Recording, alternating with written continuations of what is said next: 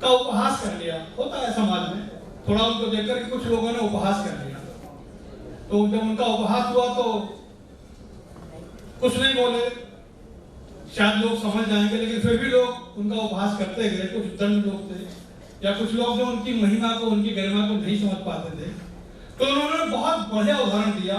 और वहां उपस्थित जो लोग कटाक्ष कर रहे थे उनके मुंह से एक शब्द भी नहीं बोला, उनके मुंह से एक शब्द भी नहीं छुपा। पता है क्या कहा उन्होंने? इतना तीखा व्यंग किया। शुक्राचार्य जी बोले कि प्रथम ही वशिष्ठ मुनि उर्वशी से जन्म लिया। यही बात करते हैं, प्रथम ही वशिष्ठ मुनि उर्वशी से जन्म लीनो और केवट की कन्या से जन्म लीनो व्यास है। गगरी से कुंभक ऋषि और हिरणी से श्रृंगी ऋषि, वाल्मीकि कौल की महिमा विख्यात है। दासी से नारद और रेणुका से परशुराम, अरे अंडा से विहंडा सुखदेव जी विख्यात हैं।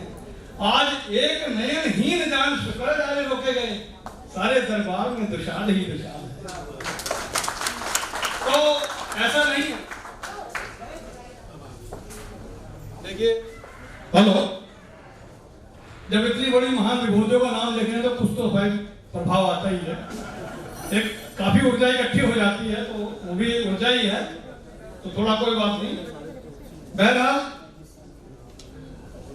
आपने जो है भाभी जी के अनुराग सुने और इसी क्रम को हम आगे बढ़ाते हैं और एक ऐसी शख्सियत से रूबरू कराते हैं।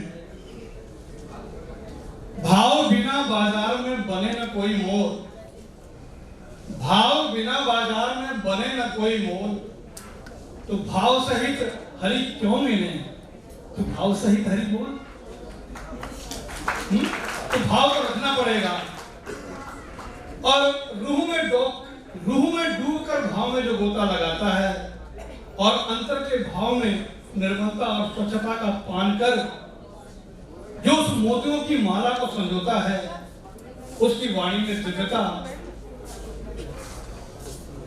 गूढ़ अर्थों की सहजता और सरलता बड़ी सुगमता से प्रकट हो जाती है।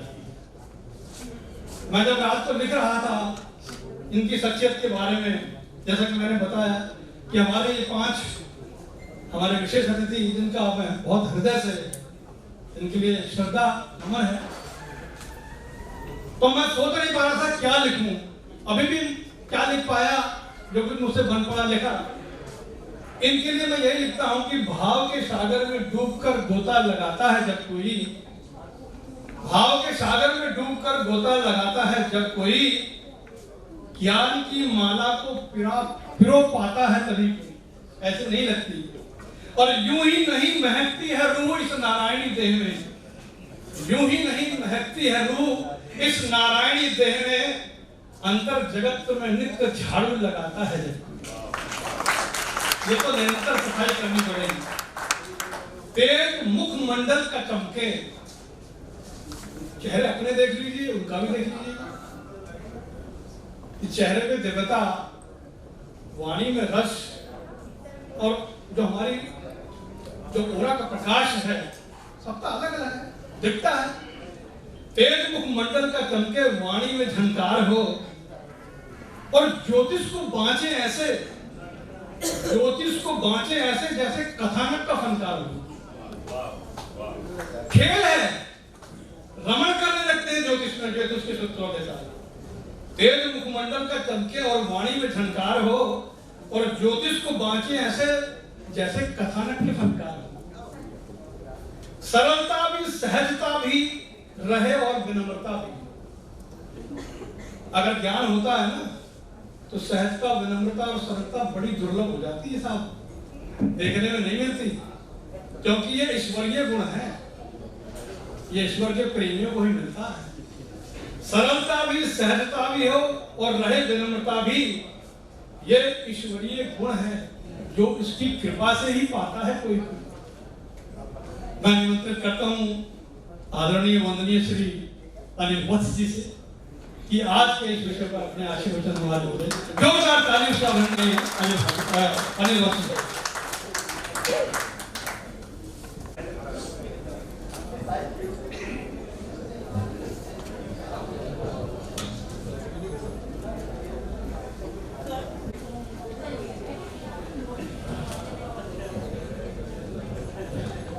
ओम गणेभ्यो गणपतिवशवो नमो नमो। व्रातेभ्यो व्रातपतिवशवो नमो नमो। ग्रीसेभ्यो ग्रीसपतिवशवो नमो नमो। विरूपेभ्यो विश्वरूपे वशवो नमो नमो। ओम गं गणपतये नमः।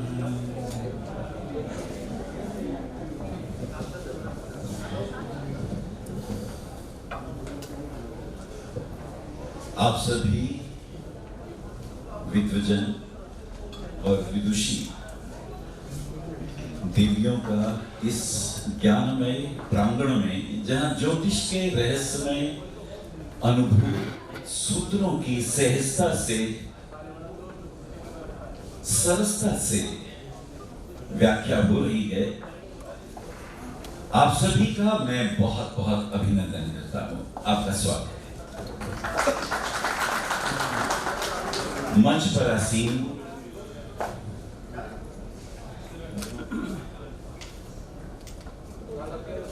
ब्रह्मांड के रहस्यों को अपनी स्वच्छंदता और नियमों से परे हटके व्याख्या करने में जिनको आनंद आता है, ऐसे अजय भाभी जी के तब को नमन करता हुआ डॉक्टर एच.एस. रावत, वो कहते हैं नहीं मैं तो नियम में रहूंगा। नियम नहीं होंगे तो सृष्टि कैसे चलेगी? सूर्य समय पे निकलना बंद कर देनी, आज मेरा मूड नहीं है, अंधकार छा जाएगा। सागर अपनी मर्यादा छोड़ने तो कौन जीवन बचेगा? ऋतुएं अगर अपने समय पर ना आए, पल्लवित ना हो, पुष्पित ना हो, तो जीवन की रफ्तार कैसे चलेगी? तो नियमों में बंधे हुए, धर्म की ध्वजा उठाए हुए रावत जी के तब को नमन करता हुआ मेरे साथ एक और विद्वान उनके चरणों में नमन करता हुआ, मैं चाहूंगा पहले तालियां बजा दें। डॉक्टर लेखराज जी कीरों की किताब पढ़ते हुए पढ़ा करते थे कि भाई वो हस्तरेखा देखकर डेट ऑफ बर्थ निकाल देते हैं। प्रणाम करिए इनको, हमारे बीच में हम जीवित हैं और अपने सामने इस देव पुरुष को देखते हैं। वो आपका हस्तरेखा देखकर आपकी डेट ऑफ बर्थ निकालते हैं, समय निकाल देते हैं, ग्रहों को स्थापित कर देते हैं, उनके डिग्री और अंशों सहित ऐसे अद्भुत हस्ताक्षर बहुमूल्य होते हैं, पर यूं सहज और सुलभ है हमारे सामने, ये हम सबके लिए गौरव का विषय है। लाल किताब से कैसे लालिमा सूर्य की उषा काल की तरह सबको रंगित कर दे। वह है ना, लाल देह लालील से अरुधरी लाल लंगू वज्र देह दानव दलन, जय जय जय कपीश्वर। लाल किताब के ऊर्जामय रहस्यों को सरलता और सहजता के साथ प्रकट कर लोगों में, जनमानस में उसको उसके सही अर्थों में प्रस्तुत करते हुए जीवन को बहुत आनंदमय बनाने की प्रेरणा देने वाले विशेष रूप से जी वशिष्ठ जी को बहुत बहुत नमन, उनके तब को बना। और आपके साथ अग्रवाल जी, क्या नाम है? संजीव अग्रवाल जी। उनके चेहरे भरी एक दिव्यता है, एक भव्यता है, बृहस्पति जैसा ज्ञान भी है और शरीर का आकार भी है। आपके सबको नमन करता हुआ और फिर हमारे जो इस प्रोग्राम के सूत्रधार, क्या नाम होगा? शिव। क्या बात है, शिव पांडे। उनकी वाणी में सरस्वती यूं नर्तन करती है, कैसे शब्दों में अर्थ गंभीर भरते हैं आप। भाई मैंने आज के युग में बहुत कम लोगों को देखा है जिनकी वाणी में ज्ञान है और वो इतना सरल और वो इतना गंगा मैया की तरह बहता हुआ, लोगों का पोषण करता हुआ, सम्मान करता हुआ, अद्भुत। बहुत मुश्किल से मिलते हैं ऐसे सूत्रधार, उनके लिए भी तालियां होनी चाहिए। मैंने बहुत सम्मेलन अटेंड किए, लेकिन शिव पांडे जी अद्भुत हैं, शिव की कृपा उनके ऊपर अपार है। 4-5 विषय रखे हैं, सोचता हूं किस पे बोलूं, पर ऐसा लगता है ये तो माला के मोती हैं, और जो धागा है ना वो अध्यात्म का और प्रेम का और ज्योतिष का है, सब एक दूसरे से बंधे हुए हैं। चलिए, भामी जी ने त्रेता युग की बात करी, द्वापर नहीं छुआ, सतयुग नहीं छुआ, कलयुग को छोड़ दिया, और त्रेता में भी मंथरा से बात शुरू करी कि किस तरह मंथरा के कहने से वो जो राजरानी थी उसके प्रभाव में आ गई। एक ये भी दृष्टिकोण है। एक दृष्टिकोण ये भी है, हमें जानना चाहिए, समझना चाहिए कि कैकेयी राजा दशरथ को इतनी प्रिय क्यों थी। दरअसल कैकेयी नहीं चाहती थी, राम को बहुत प्रेम करती थी। वो नहीं चाहती थी कि मेरे राम राज दरबार में, राज सुखों में, आनंद में, भोग में। अब जैसे हमारे बीच में आज के जमाने में देख लीजिए, एक राजकुमार हैं, सब जानते हैं उनको, पर रहे सुखों में, रहे ऐश्वर्यों में, उन्हें पता ही नहीं वो क्या बोलते हैं, कभी आलू से सोना निकालते हैं, कभी कुछ बोलते हैं। मेरा राम ऐसा नहीं हो।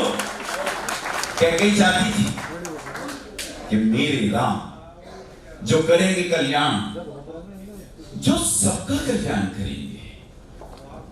तुलसीदास जी ने राम जी के आगे एक शब्द जोड़ा है, रामचरितमानस। चरित्र हम बोले और हमारे आचरण में वो बात न हो तो हमारी वाणी में सत्यता नहीं होती। अगर आप कुछ कहें और वो वाणी सत्य हो जाए, उसके लिए एक ही प्रमाण है, जो आप कहते हैं वो आप करते भी हैं या नहीं। आपका आचरण होना चाहिए वैसा। चित्रों पे फूल माला चढ़ानी कोई बहुत बड़ी बात नहीं है, वैसा चरित्र जी के दिखाओ, ये बहुत बड़ी बात है। राम जी जैसा पुत्र नहीं, राम जी जैसे पिता नहीं, राम जी जैसे पति नहीं। सीता जी से पूछा कि जंगल में छोड़ दिया आपको, आपने विमेन ग्रेवेंसी सेल में शिकायत नहीं करी?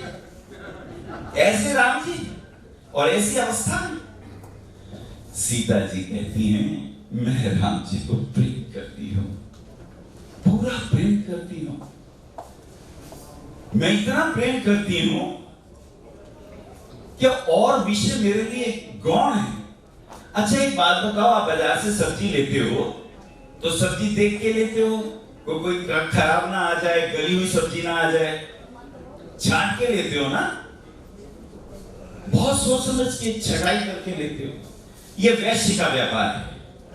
लेकिन जो व्यक्ति प्रेम में होते हैं वो 360 डिग्री में एक्सेप्ट करते हैं।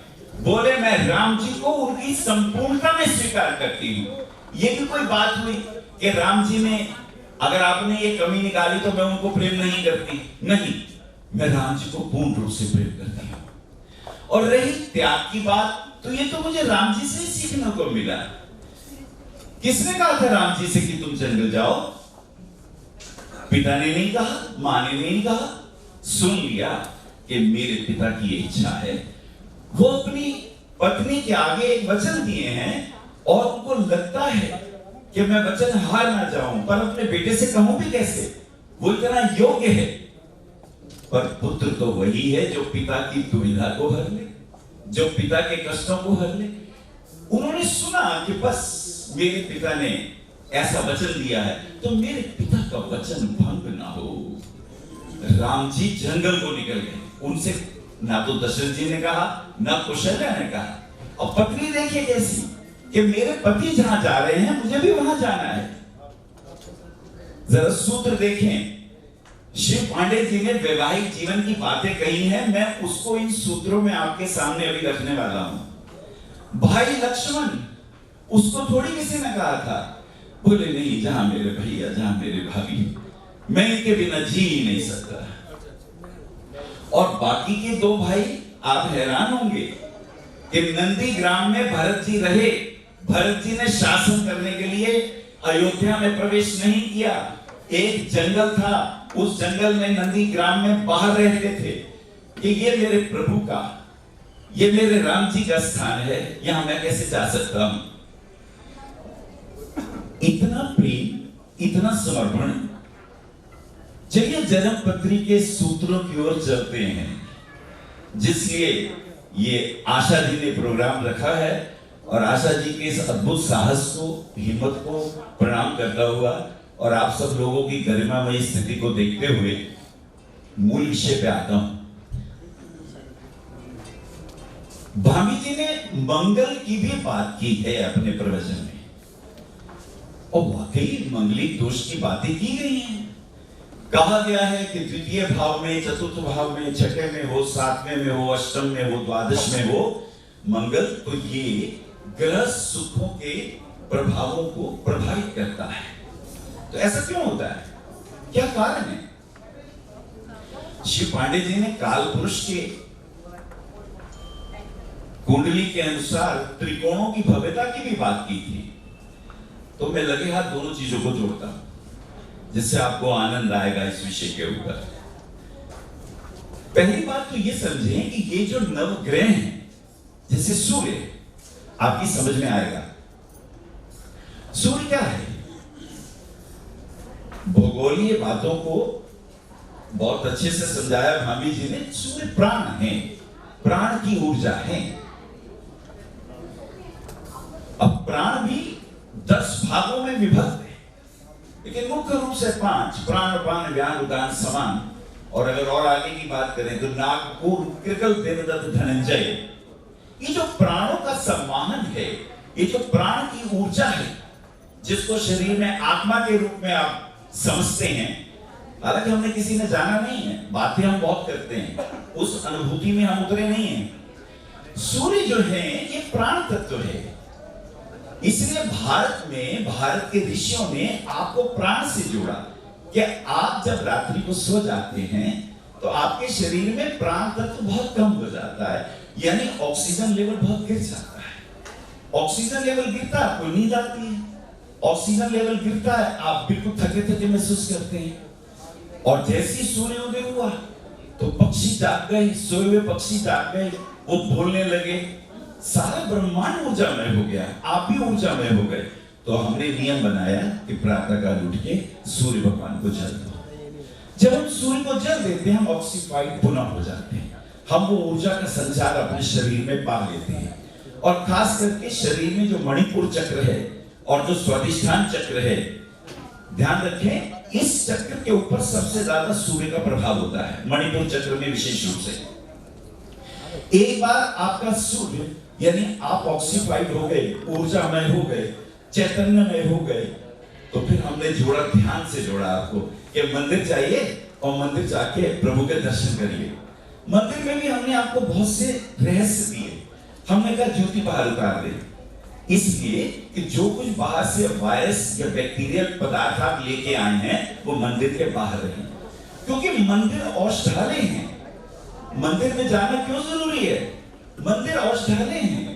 मंदिर आपके जीवन में, आपके शरीर को निरोगिता देते हैं। वो कैसे? जब आप जाते हैं, आप पहले हाथ मुंह धोते हैं, उसके बाद आप घंटा बजाते हैं। आपको पता है घंटा बजाने से कितने स्क्वायर फीट के एरिया में बैक्टीरिया मर जाते हैं? अगर आप एक घंटा बजाते हैं तो उसकी घंटे की ध्वनि से 400 फुट, 800 फुट और 1200 स्क्वायर फुट की दूरी में बैक्टीरिया बेहोश हो जाते हैं और मर जाते हैं। अब जो नहीं समझे उन्होंने कहा कि भगवान कोई बहरा है जो तुम घंटा बजा रहे हो? ये वो लोग हैं जो नियम से भटके हुए लोग हैं, लेकिन जो नियम में हैं उन्हें पता है इसके पीछे का व्याकरण क्या है। यदि आप घंटा बजाते हैं तो आप उन बैक्टीरिया से, उन वायरस से मुक्त होते हैं। एक फिर वहां शंख ध्वनि भी की जाती है। शौक ध्वनि करने से सबसे पहले आपका मणिपुर चक्र और स्वादिष्ठान चक्र एक्टिवेट हो जाता है। जिन लोगों की चेस्ट में इंफेक्शंस हैं, परेशानियां हैं, वो दूर होती हैं। इस कोरोना वायरस ने वही तो सबसे ज्यादा नुकसान पहुंचाया। और यदि आप शंख का पानी ही पी लेते हैं तो उसमें इतनी विशेषता आ जाती है कि भीतर के सारे इंफेक्शन को वो दूर करता है। अब देखिए, आपकी एक एक एक्टिविटी में जीवन दिया हमने आपको। सूर्य से जोड़ रहा हूं मैं अभी, ये मात्र सूर्य की बात हो रही है।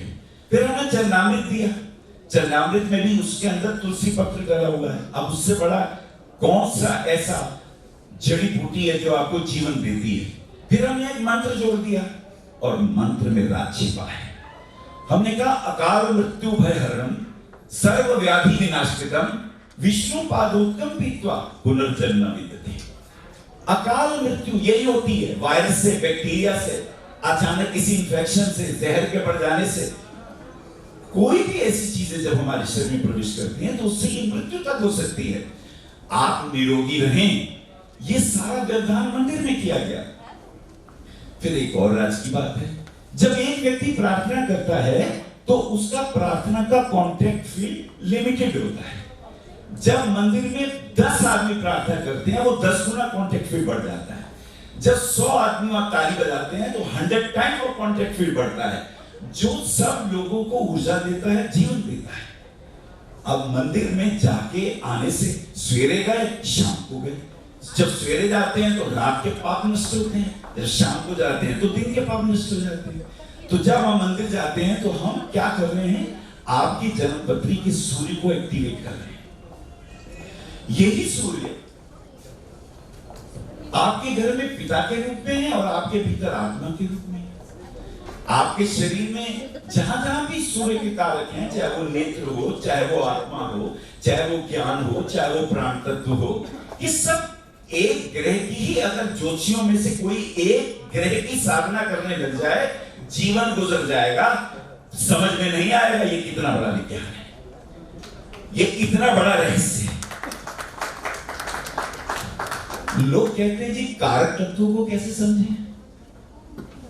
आप हैरान होंगे, आपके मंत्रों में ही कारक तत्व दिए हुए हैं। कभी सोचा आपने? हाथ उठा के बताएं मुझे, किसी ने इस तरह से सोचा है तो। सूर्य के बारे में जानना है तो सूर्य का एक गायत्री मंत्र बोल लीजिए, में सारे सीक्रेट छिपे हुए हैं। 24 अक्षर हैं, 24 देवता हैं।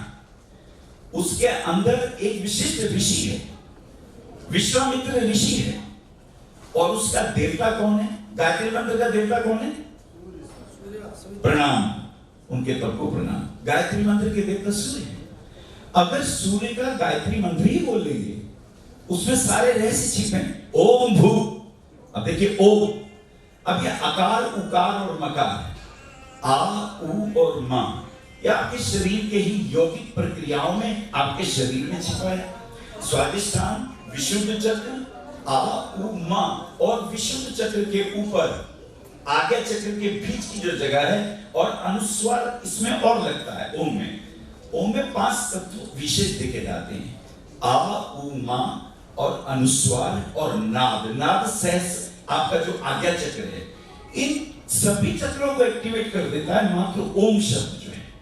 और ओम भू, भू, अब भू भवति भवत भवंती, जो घटना को घटा सकता है, जो किसी भी मृण्मय में चिन्मय का आशीर्वाद दे सकता है, ये सूर्य का तत्व है।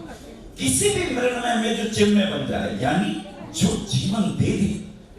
भू भुवः स्वः तत्सवितुर्वरेण्यं भर्गो देवस्य धीमहि धियो यो न प्रचोदयात्। जो जो सूर्य के तत्व हैं, शक्तियां हैं, ज्ञान है, तपस्या है, वो सब जो आपके पास है वो हमें भी मिले, हमें भी प्रेरित हो। सूर्य का एक शब्द है दिनकर। दिनकर का क्या अर्थ हुआ? जो दिन में श्रेष्ठ कार्यों को करने की प्रेरणा दी। दिनकर, रात्रि का नहीं है सूर्य। तो दिन में प्रकाश में आप अध्ययन करें, तप करें, मनन करें, और अपने आध्यात्मिक कार्यों का अध्ययन मनन करें। गुरुकुल जाएं, गुरु के चरण छुएं। इतनी सारी बातें अगर हो जाएं तो इसको कहते हैं दिनकर। एक दिनकर शब्द के अंदर इतना रहस्य है। अगर आपने संस्कृत पढ़ी होगी तो आपको इन रहस्यों को जानने में ज्यादा देर नहीं लगेगी। सूर्य का एक नाम है उषा प्रत्यय। उषा प्रत्यय एक उषा काल होता है। ये जो उषा काल है, इसके अंदर क्या किया जाए और हमें क्या प्राप्त हो जाए। एक प्रातः काल है, उसमें क्या कर्म किए जाएं। अब उषा काल में अगर उषा का पान किया जाए, अगर प्रातः काल उठ के सूर्योदय से लेके 3 घंटे तक का जो पहला मुहूर्त है, इसमें अगर सूर्य की साधना की जाए तो विशेष प्रकार की प्राण शक्ति हमारे भीतर संवाहित होने लगती है, जो हमें नाना प्रकार के कष्टों से बचाती है। नवग्रहों के ऐसे अलग अलग प्रभाव हैं। अब मान लीजिए हमारे आज के प्रश्नों में विवाह की, आजकल विवाह इतने बिगड़े हुए क्यों हैं, क्यों नहीं बन रही है, क्या तकलीफ है, क्या क्या परेशानियां हैं। पहले 8 प्रकार के विवाह होते थे। 8 प्रकार के विवाह होते थे। उसमें पैशाचिक विवाह होता था, उसमें आसुरी भी विवाह होता था। आसुरी है, पिशाचिक है, और इसके साथ साथ और भी विवाह थे। प्रजापति भी है, ब्रह्म विवाह भी है। इन विवाहों को पूरी डिटेल में ना जाके फर्क इतना समझें कि क्या क्या अंतर रहा। सबसे विशिष्ट विवाह हमने किसे कहा? सबसे विशिष्ट विवाह, आजकल कुछ विवाह और भी आ गए। आजकल कुछ विवाहों में अपने आप, जैसे गंधर्व विवाह है, अपनी कर, एक और होता था स्वयंवर विवाह, अपने आप लड़की पति को चुन लेती थी। और आजकल कुछ और भी हो गए, लिव इन रिलेशनशिप के भी विवाह हैं, और भी जो सरकार या कोई उसको मान्यता नहीं देता, ऐसे और भी विवाह हैं। इन विवाहों से हमारे जीवन पे क्या असर पड़ा है, ये समझने की बात होगी। मान लीजिए हम कहते हैं जी मंगलिक दोष के कारण हमारा जीवन खराब हुआ। आपके पास एक पत्री आई, आपने देखा लगन में मंगल है, दूसरे घर में मंगल है, चतुर्थ में है, सप्तम में है, अष्टम में है, द्वादश में है। पुरानी प्रक्रिया में तो ये कहा गया है कि ये मंगल खतरनाक है, कष्टदायक है। अब इसका थोड़ा सा अर्थ समझेंगे तो आपको ज्यादा मजा आएगा। अगर कोई व्यक्ति नियम में बंधा होगा, संस्कारी होगा, माता पिता के चरण छूता होगा, बड़ों की आज्ञा में रहेगा, बड़ों की डांट भी स्वीकार करेगा, तो ध्यान रखिएगा, ये मंगल राहु शनि कुछ नहीं बिगाड़ते।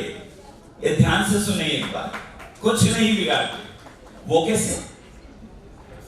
राम जी को भी तो कहा ना, वो बेचारा अच्छे खासे सिंहासन पे जा रहे थे, मुकुट लेने जा रहे थे, उन्हें पता चला मेरी माँ को मेरे पिता ने वचन दे दिया है, मेरे पिता वचन ना आ जाए। वो पुत्री ही क्या जो पिता की मान मर्यादा की रक्षा ना कर सके। देखिए ये संस्कार था उस वक्त। राम जी चुपचाप जंगल में चले गए, उन्होंने विरोध नहीं किया। आजकल का बच्चा होगा, वो कहेगा अरे तुमने किया, दिस इज माई लाइफ, मुझे अपनी लाइफ जीनी है, मैं ऐसा क्यों करूं? और तुमने कोई बहुत बड़ी बात कर दी, मुझे जन्म दिया है तो।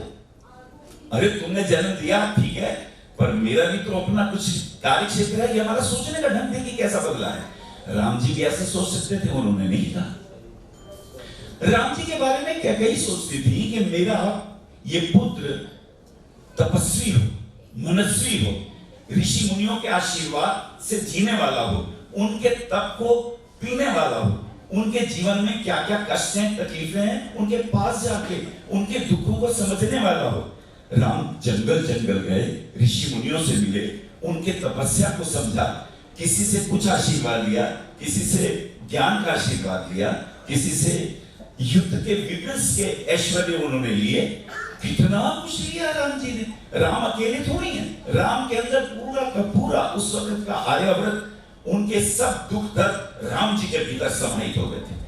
राम बनने के लिए एक एक व्यक्ति के दुख को अपना दुख समझना पड़ेगा, एक एक व्यक्ति की परेशानियों को अपना समझना पड़ेगा। राम जी ने ये किया था। अब इनको मंगल क्या तंग करेगा बताइए आप? राम जी को इतने कष्ट हुए, जंगल चले गए तो चप्पल पहन के थोड़ी गए थे, नंगे पहन गए थे, कांटे चुभ रहे थे और बहुत से मच्छर थे। ये डेंगू वेंगू तो कुछ भी नहीं है, उससे भी खतरनाक असुर थे, राक्षस थे, पिशाच थे। राम सबको पीते चले गए। उद्देश्य एक था, सिर्फ एक उद्देश्य था कि मैं अपने पिता के वचन को नीचे नहीं गिरने दूं। जो पिता का इतना मान और सम्मान करेंगे, शनि क्या करेंगे? उन्हें संघर्ष देंगे, उन्हें पीड़ा देंगे, उन्हें बात बात पर कैसी कैसी परेशानियां होंगी। राहु क्या करा? राहु ने सीता का हरण करा दिया, शनि ने उन्हें संघर्ष दिया, मंगल ने भाइयों से दूर कर दिया। तो क्या राम के हृदय से भाई दूर हुए? बताइए, नहीं हुए, क्योंकि उनके भीतर में संस्कार थे। यदि हमारी बेटियां विवाह करके पति के घर जाती हैं, मुझे याद है मेरा विवाह हुआ, मैंने अपनी पत्नी का मुख भी नहीं देखा था। पिताजी ने कहा था भाई वहां हमने तुम्हारी शादी की बात पक्की कर दी। ठीक है पिताजी, अब पिताजी ने कह दिया ठीक है। हम सोच भी नहीं सकते थे उस वक्त कोई तलाक होता है। माता पिता का कहना ही हमारे लिए बहुत होता था, और हम आज भी उस परंपरा में हैं। जो बड़ों का आदर करेगा, अगर मेरे मन में पिता का सम्मान होगा तो ध्यान रखिए शनि मेरा कुछ नहीं बिगाड़ सकता। ये बात नोट कर लीजिए, जो पिता की आज्ञा में रहेगा शनि उसका कुछ नहीं बिगाड़ सकता। शनि उसे संघर्ष देगा, शनि उसे कष्ट देगा, शनि उसे तकलीफें देगा। इसलिए क्योंकि सोना अग्नि में ही कुंदन की तरह बाहर निकलता है। मंगल उसे साहस देगा, मंगल उसे शैल और ऐश्वर्य देगा, मंगल उसको विपरीत परिस्थितियों में जीने की ताकत देगा। अगर आप संस्कारी होंगे, माता के अगर आप आज्ञा के पालन करने वाले होंगे, तो कितना ही राहु चंद्रमा को तंग करता हो। राहु सब आपकी परीक्षा लेते हैं, विपरीत परिस्थितियों में आप कैसे जीते हैं। अब देखिए कुंडली में मान लीजिए लगन में अगर मान लीजिए, अब एक मेरे से कुछ प्रश्न पूछे गए थे कि दुखी और सुखी विवाहित जीवन के सीक्रेट क्या होंगे। अब अगर संस्कारी हैं, अगर गुरुओं का आदर करते हैं, गुरु का आदर करते हैं, गुरु आपको आशीर्वाद इतने देगा कि आपका खराब गुरु भी ठीक हो जाएगा। पत्नी में खराब भी गुरु होगा, अच्छे फल देगा, क्योंकि गुरु आपको इतना ही बताएगा कि कैसे गुरु की आज्ञा को पालन करना है। मंगल भाइयों का तेज है। शनि आपके नीचे जो कर्मचारी काम करते हैं उनके दुख दर्द को अपना समझे, उनको डांटे नहीं। अगर आपके घर में कोई कर्मचारी काम कर रहा है, शनि का कोई नौकर चाकर है, डोंट इंसल्ट, उसकी इज्जत करो, उसका भी मान सम्मान है। वो शनि आपकी पत्नी का खराब भी होगा, अच्छे रिजल्ट देने लग जाएगा। क्योंकि इतने शनि के संवाहक लोग यदि आपसे मान सम्मान पाएंगे तो ध्यान रखिएगा, ये ग्रह सिर्फ आपकी परीक्षा लेते हैं। आपको परीक्षा देनी पड़ेगी, कोर्ट कचहरी भी हो सकती है। राहु एक और काम करता है कि दूसरे ने हरण कर लिया। बामी जी ने कहा सीता जी का हरण किया और फिर उनको अग्नि की परीक्षा देनी पड़ी। वस्तुतः उनकी अपनी बात है, वो भी एक ऋषि हैं, लेकिन कमाल की बात यह है कि अगर आप पूरा रामचरितमानस पढ़ें तो वहां के रहस्य बड़े अद्भुत हैं। सीता स्वयं नारायण की पत्नी है और सीता का अपहरण तो कोई कर ही नहीं सकता। सीता का अपहरण नहीं हो सकता। सीता जो है वो स्वयं अग्निदेव को राम जी अर्पित कर रहे हैं कि अब हम लीला करने जा रहे हैं, हे प्रभु ये सीता को आप रखें। और सीता की प्रतिमूर्ति उनके साथ चलती है, और प्रतिमूर्ति की ही मेघनाथ तलवार से खड़ग से काटता है, सीता का नहीं। ध्यान रखिएगा, ये बहुत सारे रहस्य ऐसे हैं, जब आप उसे जिएंगे तब आपको पता चलेगा। और काम की बात और कहना चाहता हूं, एक मंगल शब्द के ऊपर थोड़ी देर बोलो। मंगल के बारे में ध्यान रखिएगा, मंगल जब किसी ग्रह को देखता है उस पर क्रूर प्रभाव डालता है। ये सूत्र नोट करिए। मान लीजिए आपका मंगल सप्तम भाव को देख रहा है, वो हमारा पत्नी का भाव है, वो हमारे दशम से दशम भावम भी है, वो हमारी व्यापारिक शक्तियों का, ऊर्जाओं का भी है। यदि मंगल वहां देख रहा है तो इसका अर्थ ये है, इसका सिर्फ इतना अर्थ है कि मंगल एक्स्ट्रा ऊर्जा वहां दे रहा है। उस ऊर्जा का हमें संभालना होता है, आपको उस ऊर्जा को टैकल करना होता है। जैसे जब बहुत गुस्सा आता है तो क्या होता है, जब बहुत गुस्सा आता है तो क्या होता है, आपके दांत भीग जाते हैं, मुट्ठियां भीग जाती हैं, दांत जोर से आप दबाने लगते हैं। ये अत्यधिक क्रोध है, आपके भीतर ऊर्जा प्रकट हुई है, ये ऊर्जा बाहर आना चाहती है। पर वी ऑलवेज, हमने कभी भी एंगर का सदुपयोग नहीं किया, हमने एंगर का दुरुपयोग किया। हमने क्रोध में गालियां दी हैं, हमने क्रोध में दूसरे को गलत कहा। अब आप क्रोध का उपयोग करिए। जब बहुत अधिक क्रोध आता है, थोड़ी देर शांत और थोड़ी देर में देखेंगे वो क्रोध दूर हो गया। जैसे जरा मुट्ठी बंद करिए मेरे सामने, कस के मुट्ठी बंद कर लीजिए सब जने, कस के मुट्ठी बंद करें सब जने, कर ले, शर्माए नहीं। मेरे सामने क्या शर्माना, कस के मुट्ठी बंद करें, पूरी ताकत से बंद करें, और करें, अभी और ताकत रह गई है, और करें, जोर से करें। कितनी देर कर पाएंगे, ये खुली जाएगी। क्रोध की भी यही स्थिति है। Anger is a power, we always misuse it. I am talking about the mass. Anger is a power, we always misuse it. और एंगर के दो रूप होते हैं, एक क्रोध, दूसरा क्षमा। एक क्रोध, दूसरा क्षमा। जब भी आप किसी पर बहुत गुस्सा करेंगे, थोड़ी देर बाद कहेंगे सॉरी यार, मैं कुछ ज्यादा ही बोल गया, मैं ऐसा करना नहीं चाह रहा था। Energy, every energy is having two faces. तो बहुत अधिक क्रोध क्षमा में बदल सकता है। जैसे जो बहुत चोरी करते हैं वो दानवीर हो सकते हैं। Now the same energy is having two faces. चोर दानवीर हो सकता है, और इसका उल्टा भी है, दानवीर चोर भी हो सकता है। दानवीर चोर भी हो सकता है। अब देखिए, ये बड़ी विपरीत बात लगेगी, ये कैसे हुआ? देखिए, चोरी में क्या होता है? चोरी में मैं आपको अपना नहीं मानता, मैं आपको अपना, लेकिन आपकी प्रॉपर्टी को अपना मानता हूं, आपके पर्स को अपना मानता हूं, आपके प्लॉट को अपना मानता हूं, आपके परिवार की सुंदर लड़की या बेटे को तो अपना मानता हूं, आपको अपना नहीं मानता। तो मैं आपके प्रति हिंसक हो जाता हूं। एक व्यक्ति चाकू मारता है, आपका पर्स छीन के भाग जाता है, क्योंकि वो आपको अपना नहीं मानता। और दान में क्या होता है? मैं आपको अपना मानता हूं।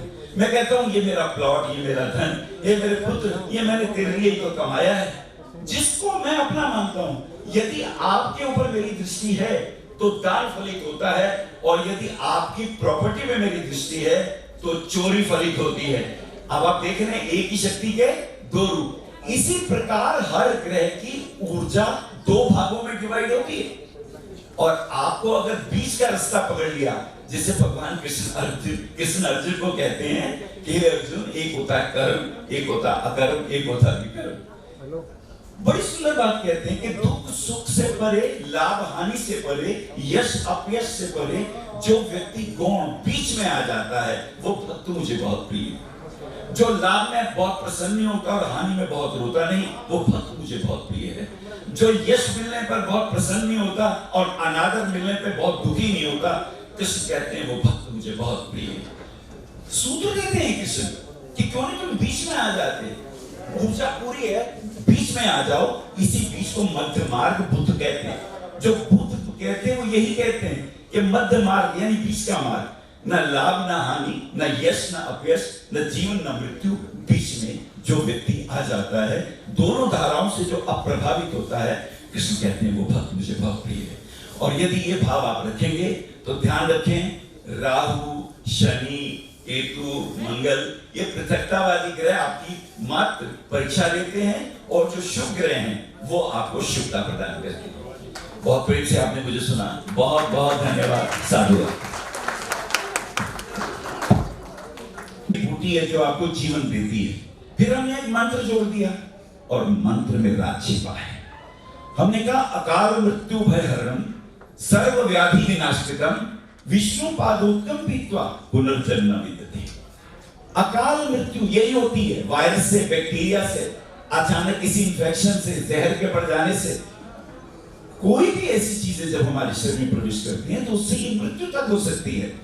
आप निरोगी रहें, ये सारा व्यवधान मंदिर में किया गया।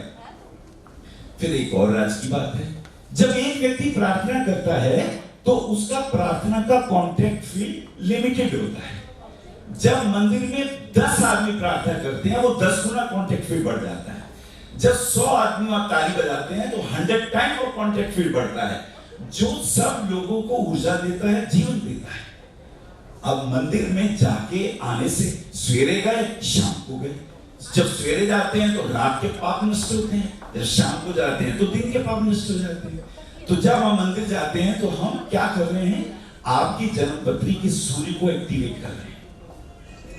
यही सूर्य आपके घर में पिता के रूप में है और आपके भीतर आत्मा के रूप में है। आपके शरीर में जहां जहां भी सूर्य के कारक हैं, चाहे वो नेत्र हो, चाहे वो आत्मा हो, चाहे वो ज्ञान हो, चाहे वो प्राण तत्व हो, ये सब एक ग्रह की ही अगर ज्योतिषियों में से कोई एक ग्रह की साधना करने लग जाए, जीवन गुजर जाएगा। समझ में नहीं आएगा ये कितना बड़ा विज्ञान है, ये कितना बड़ा रहस्य है।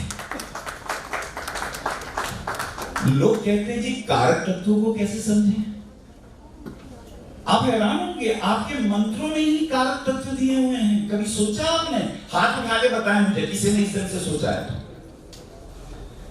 सूर्य के बारे में जानना है तो सूर्य का एक गायत्री मंत्र बोल लीजिए, बस सारे सीक्रेट छिपे हुए हैं।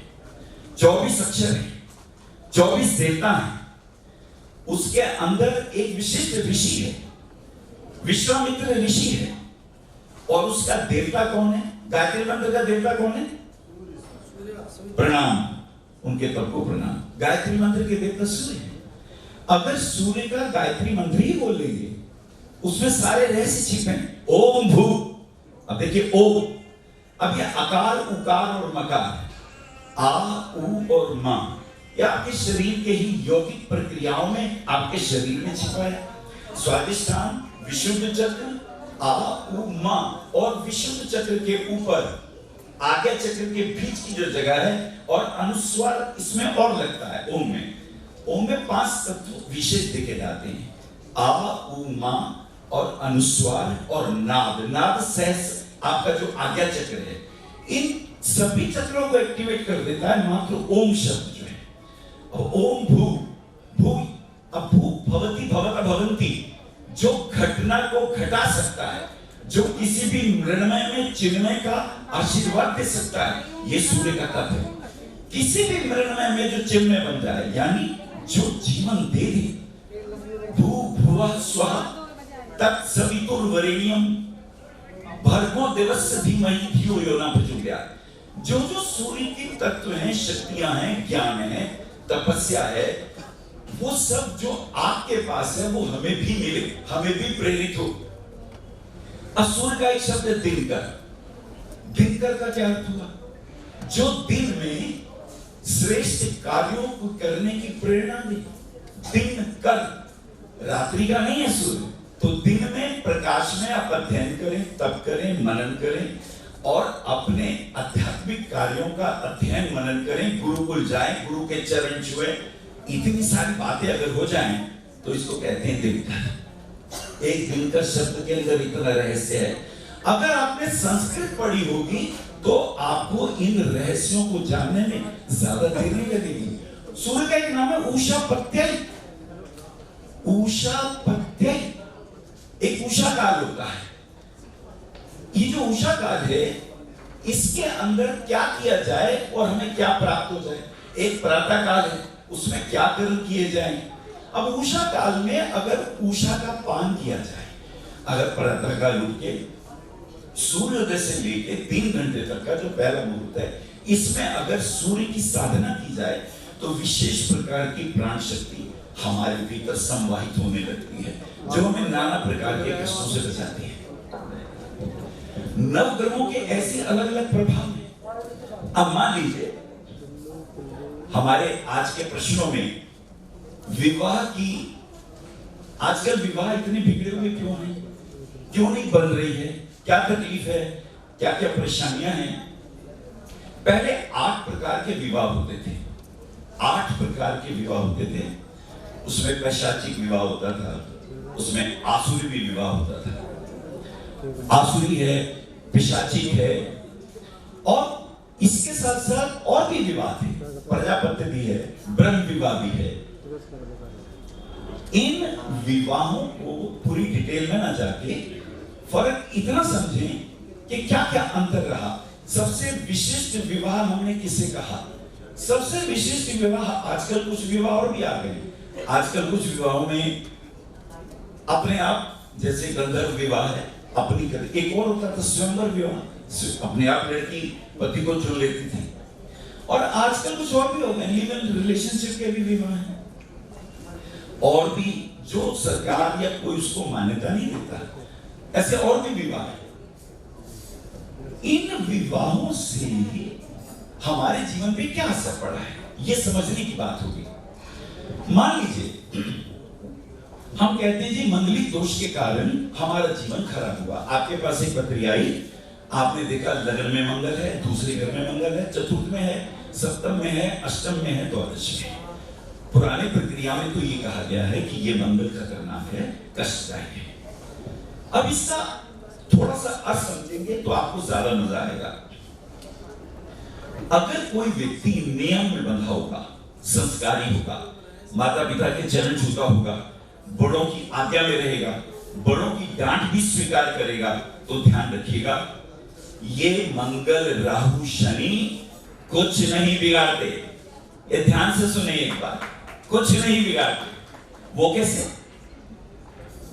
राम जी को भी तो कहा ना, वो बेचारा अच्छे खासे सिंहासन पे जा रहे थे, मुकुट लेने जा रहे थे, उन्हें पता चला मेरी माँ को मेरे पिता ने वचन दे दिया है, मेरे पिता वचन ना आ जाए, वो पुत्र ही क्या जो पिता की मान मर्यादा की रक्षा ना कर सके। देखिए ये संस्कार था उस वक्त। राम जी चुपचाप जंगल में चले गए, उन्होंने विरोध नहीं किया।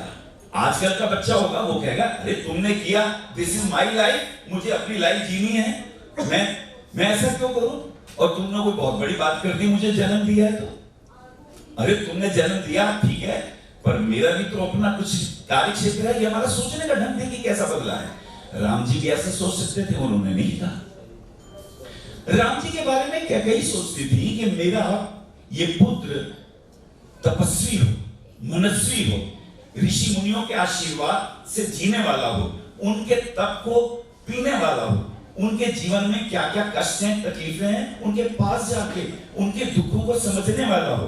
राम जंगल जंगल गए, ऋषि मुनियों से मिले, उनके तपस्या को समझा, किसी से कुछ आशीर्वाद लिया, किसी से ज्ञान का आशीर्वाद लिया, किसी से युद्ध के विग्रह के ऐश्वर्य उन्होंने लिए। कितना कुछ लिया राम जी ने। राम अकेले थोड़ी हैं, राम के अंदर पूरा का पूरा उस वक्त का आर्यावर्त, उनके सब दुख दर्द राम जी के भीतर समाहित हो गए थे। राम बनने के लिए एक एक व्यक्ति के दुख को अपना दुख समझना पड़ेगा, एक एक व्यक्ति की परेशानियों को अपना समझना पड़ेगा। राम जी ने ये किया था। अब इनको मंगल क्या तंग करेगा बताइए आप? राम जी को इतने कष्ट हुए, जंगल चले गए तो चप्पल पहन के थोड़ी गए थे, नंगे पहन गए थे, कांटे चुभ रहे थे और बहुत से मच्छर थे। ये डेंगू वेंगू तो कुछ भी नहीं है, उससे भी खतरनाक असुर थे, राक्षस थे, पिशाच थे। राम सबको पीते चले गए। उद्देश्य एक था, सिर्फ एक उद्देश्य था कि मैं अपने पिता के वचन को नीचे नहीं गिरने दूं। जो पिता का इतना मान और सम्मान करेंगे, शनि क्या करेंगे? उन्हें संघर्ष देंगे, उन्हें पीड़ा देंगे, उन्हें बात बात पर कैसी कैसी परेशानियां होंगी। राहु क्या करा? राहु ने सीता का हरण करा दिया, शनि ने उन्हें संघर्ष दिया, मंगल ने भाइयों से दूर कर दिया। तो क्या राम के हृदय से भाई दूर हुए? बताइए, नहीं हुए, क्योंकि उनके भीतर में संस्कार थे। यदि हमारी बेटियां विवाह करके पति के घर जाती हैं, मुझे याद है मेरा विवाह हुआ, मैंने अपनी पत्नी का मुख भी नहीं देखा था। पिताजी ने कहा था भाई वहां हमने तुम्हारी शादी की बात पक्की कर दी, ठीक है पिताजी। अब पिताजी ने कह दिया ठीक है। हम सोच भी नहीं सकते थे उस वक्त कोई तलाक होता है। माता पिता का कहना ही हमारे लिए बहुत होता था, और हम आज भी उस परंपरा में हैं। जो बड़ों का आदर करेगा, अगर मेरे मन में पिता का सम्मान होगा तो ध्यान रखिए शनि मेरा कुछ नहीं बिगाड़ सकता। ये बात नोट कर लीजिए, जो पिता की आज्ञा में रहेगा शनि उसका कुछ नहीं बिगाड़ सकता।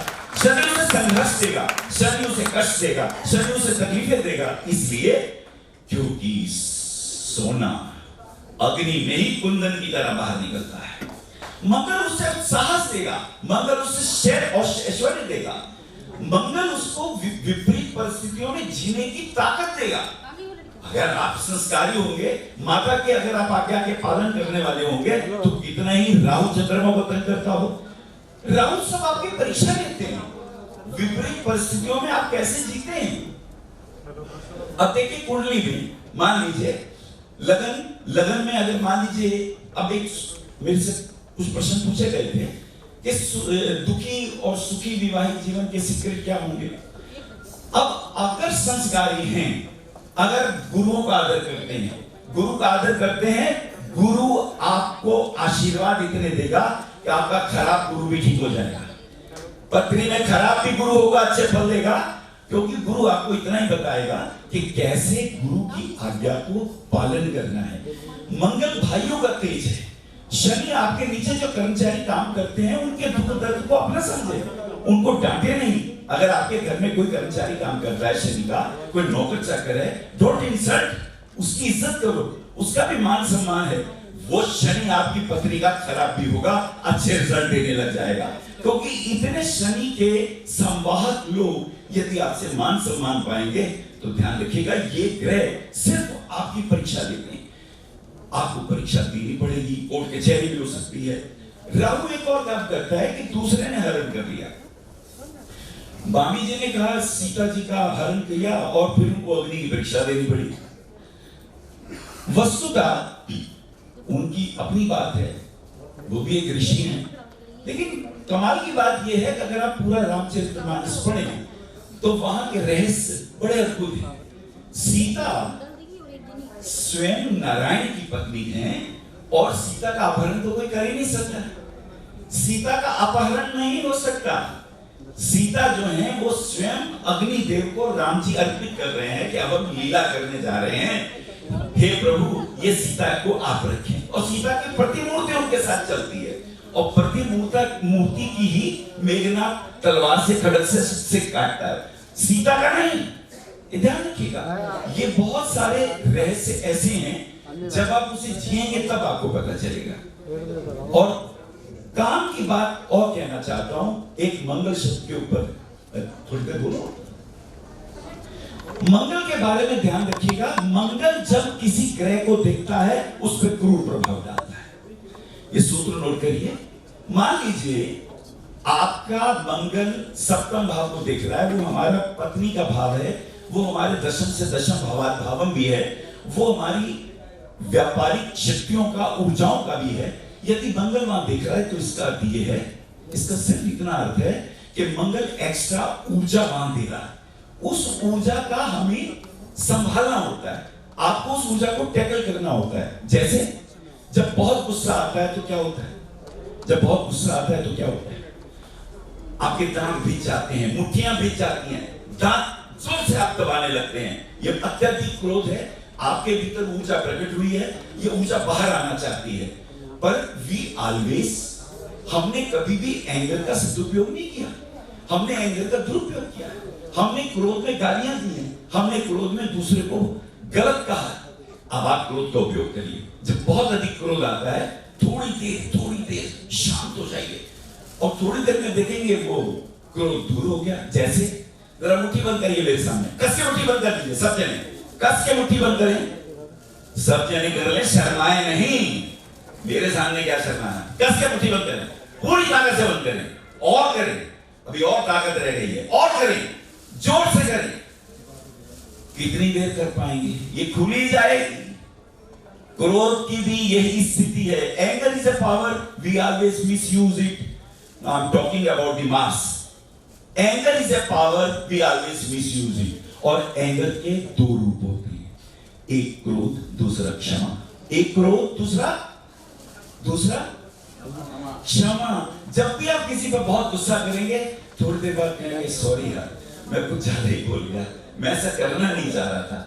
Energy, every energy is having two faces. तो बहुत अधिक क्रोध क्षमा में बदल सकता है।